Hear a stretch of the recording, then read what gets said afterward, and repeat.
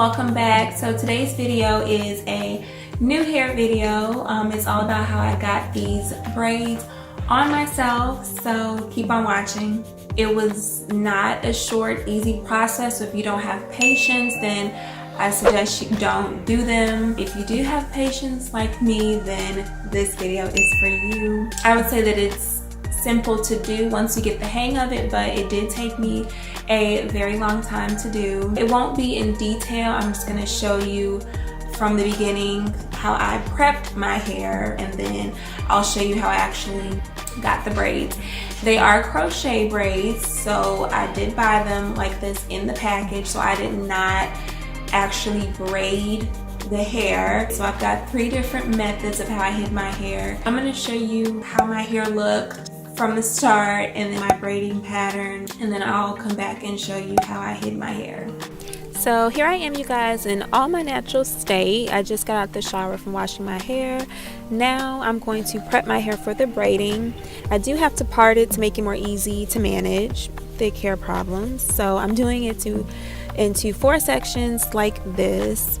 Now I'm going to go ahead and fast forward to my braiding pattern. Really the gist of it is I did it into rows, and I just made sure they were even on both sides. So now I'm just going to really show you briefly the way that I did this. First, you are going to need some leave-in conditioner. This is pretty much watered down now, so I'm using the Cantu conditioning cream as well, which is pretty much gone. And so sorry for the blur. I was trying to focus it, so I just left a list of the products below anyway. But I am using some edge control here to lay down the root, make sure that it's slick. I'm also using some black rubber bands. I tried clear before, but the clear rubber bands peek through the braid, so that's why I'm using black to disguise it. Now I'm coating my strand with the moisturizing cream, and I just split the braid up into 3 even sections, and I'm just going to braid till I get all the way to the end. Oh, and by the way, I did have to count the braids before doing this, so that way I knew how many to do. That's very important, because if you do more than what you actually have, then you'll have to take another trip to the store. And just finishing it off with some scalp oil, and I've crocheted the braids in, so now I'm going to show you my 3 methods. Okay, so here's a braid. Here's my hair. So what I'm going to do is take my braid, and I'm just going to wrap it. You don't want to wrap it too tight because it will hurt.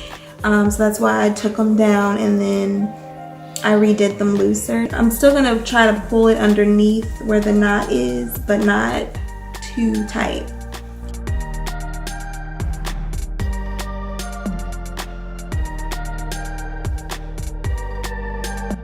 Okay, so this method is a little tricky, so make sure you follow carefully. It did take me a few tries to really understand it.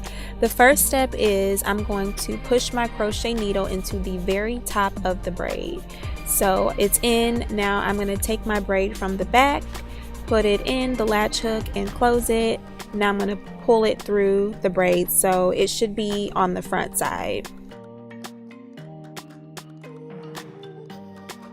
So next, listen carefully. I'm going from one side. I'm just going to start on the right side, and I'm just going to squeeze my latch hook through the braid, so literally from one side to the next, but make sure that it's through it, not behind it, not in front, through it. So now I'm taking my braid again and putting it in the latch hook, and I'm going to push it through, basically taking it from one side to the other side.